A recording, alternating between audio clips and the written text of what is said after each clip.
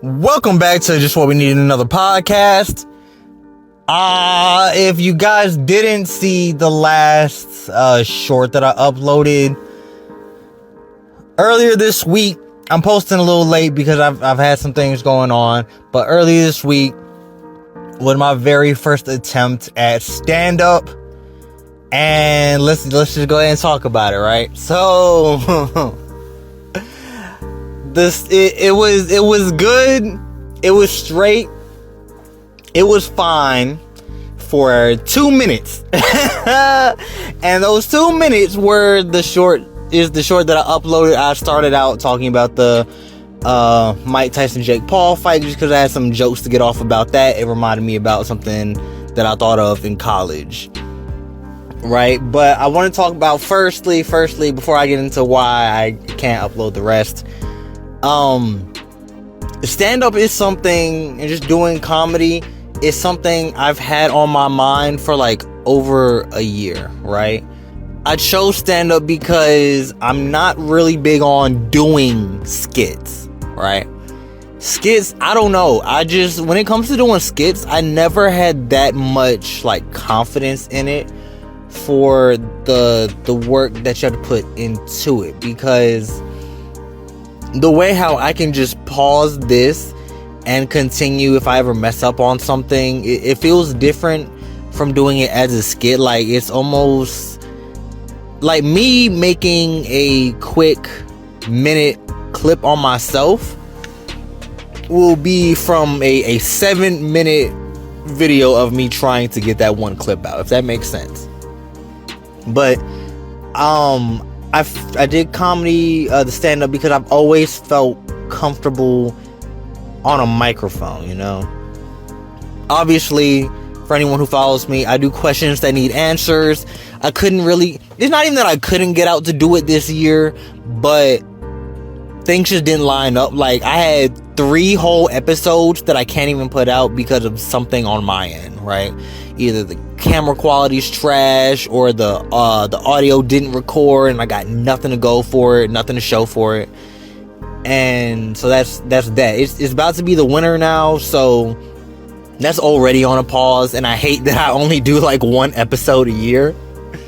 But even as a kid, I've always been a lot more comfortable on a microphone than I thought that I was. I was always a shy person. Like, it was hard for me making friends when I was younger, and as a kid, as a teenager too, a little bit, because I always, like, not only was I self-conscious, but it was reinforced, because you know how kids are, right? You know how kids are, like, they'll make fun of anybody for anything, and they'll constantly call you names. Unfortunately, I was one of those kids that was just like, I was on the other end of that shit. Like, it got tough, and it was just tough when I was younger. So I was never an outgoing person like I am now. Now, I'm not saying hey, how you doing? Shake your hand. Nice to meet you. I'm not that guy, but I will at least be like, if I'm at a bar or something, just be like, hey, yo, is the seat open? How often you come here? What do you recommend? What you usually get? Like, I'll at least be more proactive in meeting people. But as a kid and a teenager, I used to do poetry. There was something else. When I was a kid, me and my friend Adonis, we had like this school, not even a play, it was like the school dance, and we kind of had to get up there, but I didn't even really feel anything from that. Like, it was just easy.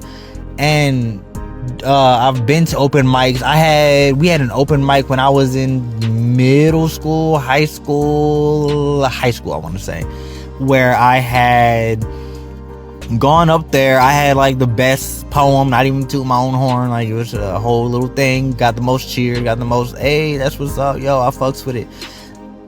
Microphones, like, I'm not a stranger to microphones, and it's crazy that it took me this long to realize it, because back to what this podcast is about, when I got on stage, I felt no type of jitters. Now, I think it does help that they had this bright ass light on you that you can't really see like you can't even see like what is it? You can't see behind what's directly in front of you. So I saw like the room was full, but I only saw about like 8-9 people. And I had some shit to get off my chest about the fight, but not also that. Let's go ahead and get into it. Why? People have been asking me, they're like, bro, what? That's it? Like, you gotta show me the rest. No. And I'll tell you why I can't show you guys the rest, right? So, what pushed me to get up there in the first place was the fact that I'm currently not even going through, but just got done with a breakup that for once wasn't on my end. So I am, man, let me tell you, like, I've been, them first 2 days, I was talking my shit, but man, I am lost now. And of course, everyone's just like, reach out if you need anything. I'm just like, okay, yeah, but days later, it's all really starting to hit now. So what happened, in hindsight, to me, this is funny as hell, but in hindsight, what happened was I got up there, I did the Mike Tyson jokes, got a good laugh because the joke was, it's a little crude. It was just like, crude, I don't know. It was about, for those who didn't see the clip, it was about how, watching Mike Tyson and Jake Paul felt like elderly abuse. And when I was in college, I had this idea for a subset of boxing. Because, we got influencer boxing. I was like, let's do Make-A-Wish boxing. Got a good laugh. Got a real good laugh out of one guy. And to be honest, that's really all I needed. Like, my only goal was to not go up there and not bomb. Like, no one's laughing at my shit. But what happened was, once I got through it, that joke was to like hype me up, to be like, okay, here we go, let's get into the real shit. I had a joke for the breakup, right? About how I'm buying flowers and then something like they cost too much. So I was building it up to where the punchline was to be, I called, like, I'm calling, like, they were going to think that I'm calling the ex, when in reality I'm calling customer service to like return the flowers. The issue was that it took too long for me to get there, right? I did too much build up, and the lady there told me, it was just like, yeah, you got to cut out a lot of the middle. Like, she understood like me building it up for the switch, but you got to cut out a lot of the middle. I took so fucking long to get to the punchline. First off, I never got to it. And secondly, I took so long, it just brung the room down. I had a joke. I had it all in my notes. And the thing was, I didn't even need my notes to go into it. That's how confident I was about doing the stand-up. I went straight into it. Didn't even need to look back for the Mike Tyson Jake Paul thing.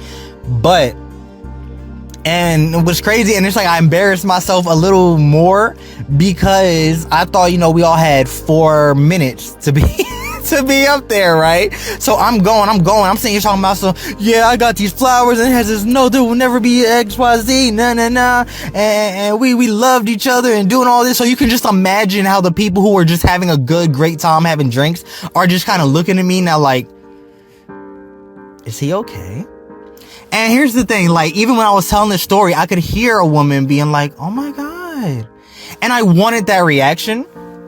I did, because that's how I knew that they were going to be invested in like the twist.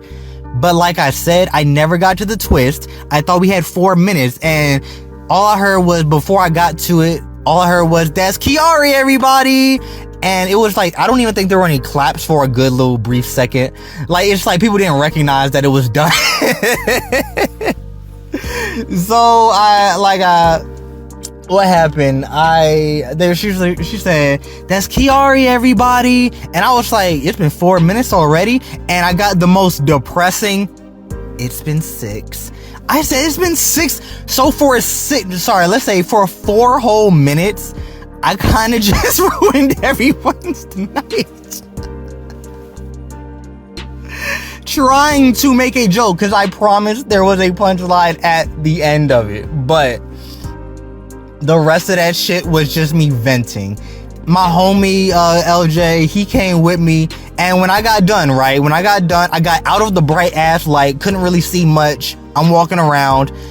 I hear the dude like announcing the next person. It's like, ooh, let's hopefully the next person doesn't bring the room down. So, you know, I'm ignoring it because I understand, like, yeah, I did that shit. I did. And the first thing when, like, my vision clears up is my homie just making a face. He just make that nigga. Like, he had the most cringe face that I wasn't even mad at. I was just like, ah, man. Yeah, that was the first 2 minutes. It went great, but everything afterwards, oh my goodness, I'm gonna go back. Maybe not this upcoming week, because it was on a Wednesday. I'm gonna go back, just not this week, you know what I mean? Recuperate, get some things, because yeah, obviously I went in just off of emotions, and even though I got the first joke out, the rest of it did not pan out. So I'm gonna come back eventually, because again, it felt natural being up there. It really did. It felt natural just talking to people.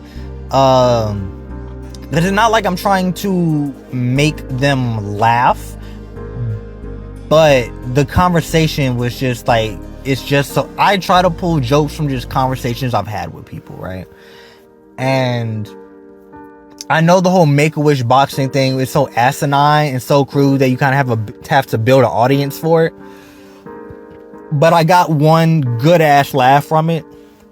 So that just is like, okay, yeah. So not everyone laughed at it, but I can just keep going, you know? So going up there just gave me the confidence to know that, yeah, this shit, I won't say it's easy, but it's easier than it sounds. You just have to have a little confidence, and to make sure like you're not caring too much about the outcome, right? I'm not gonna say don't care about the outcome, because what the fuck, we're not gonna go up there and not want people to laugh. Like, that's dumb. So you want to care about the outcome. I don't care what no one says. You want to care about the outcome, but just not too much. Like,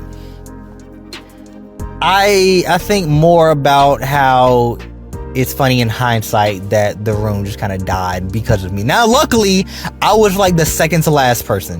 So there was someone else who went up.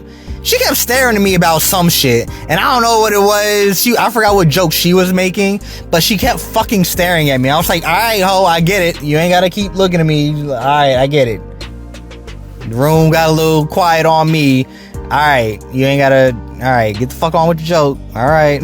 But that's it, man. I just wanted to talk about my first experience doing stand-up. It was fun. I would do it again. I would absolutely not make jokes as soon as the breakup happened, right? My homie, that was his thing. He was just like, he was asking the other lady who was there, who's been doing this for over like 20 years. He was asking her if it made a difference that the breakup was so fresh. And I get what he was saying, and I think it definitely did.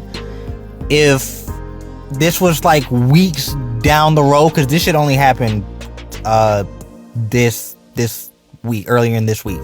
If it was later down the road, I probably would have cut a lot of middle out, but it was so fresh. I wanted to get all the details, and it wasn't necessary, and I went over the top. So that's all I wanted to talk about. Make sure you guys listen to any of the other podcasts I have. What are your thoughts on, you know, trying to incorporate too much of your personal life maybe into stand-up? Have you guys ever tried it? Would you try it? I think if you have a thing for jokes, you should do it. And yeah, I appreciate you guys listening to Just What We Needed, another podcast. Thank you.